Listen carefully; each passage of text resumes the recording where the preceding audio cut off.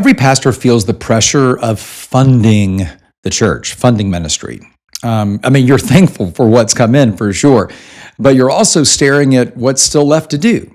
So on Sunday, you stand up and you say something like this: because of your generosity, we were able to fill in the blank. Thank you for making that happen. For those of you who give, thanks for making it happen. And here's what I know about you, because I used to say this all the time. It is very sincere and it's honest, but here's the unintentional consequence. That kind of gratitude actually just points backwards. It celebrates what was instead of inspiring what could be. It's okay, right? But it honors the past, but it doesn't really invite people into the future. And when every giving moment kind of points backwards, what we accidentally, unintentionally may be teaching our congregation to give as a response to yesterday, not as an investment in tomorrow. That's when giving starts to plateau and then the pressure really starts to rise. Think about it, right? If generosity is always tied to what's already been done, it's easy for people to start thinking, I'm so glad somebody gave to make that happen, mission accomplished. Maybe they feel good about, what they've supported, but they feel disconnected from what's coming next.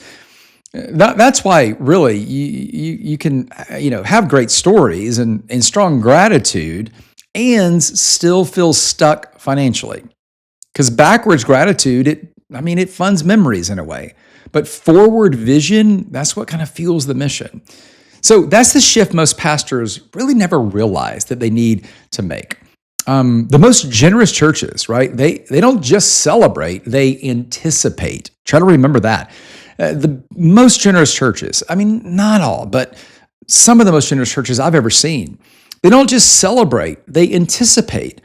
Here's the simple strategy. What if you just paired every thank you with a what's next? I know it's very simple, but it actually works really well. Like when you celebrate a past win, immediately link it to a future dream. Like whenever you celebrate a past win, can you link it immediately, right, to a future dream within that same kind of space? Gratitude really does warm hearts, but vision is what opens wallets. I hate to say it that way, but it's true. So maybe it sounds more like this.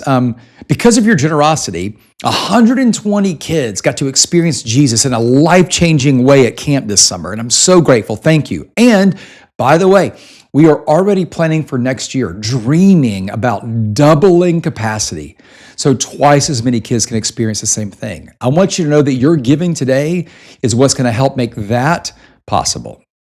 That one extra little part of it, that one extra sentence or two, it transforms that moment. You're not just inviting people into kind of you're not just thanking people for the past chapter. You're inviting people into the next chapter. You kind of turned a report into an invitation, kind of in a way. And it's not just about the words, right? It's really about culture.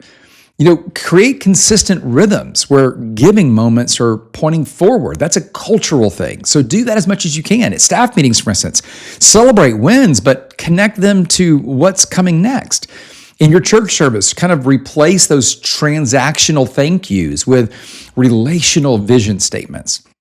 In all of your communication, email, things like that, show people that giving fuels stories yet to be told. Over time, that shift really does begin to reduce some of the financial pressure. And I'll tell you why. It's because your people begin to see giving differently. They see it as participation in God's ongoing story, not just something that he did last week, last month, last year. So here's kind of the challenge for this week. I'd love for you to pick one moment. It could be an offering talk in the service, an email, a volunteer huddle, and just practice making that shift. Say thank you for what God did, absolutely, but then paint a picture of what he is about to do. And when you do, you're going to notice something. People are going to lean in because everyone wants to be a part of really what's next. As a pastor, your job isn't just to raise money. It really is to elevate the vision, God's vision for the kingdom, for the community, for his local church. And gratitude is great, but gratitude looks back. Vision is what looks ahead. So, yeah, say thank you to your church, but always point them forward when you can. That's really how you can relieve some of that financial pressure and even more maximize potential. And you can do it when you add more intention to your mission.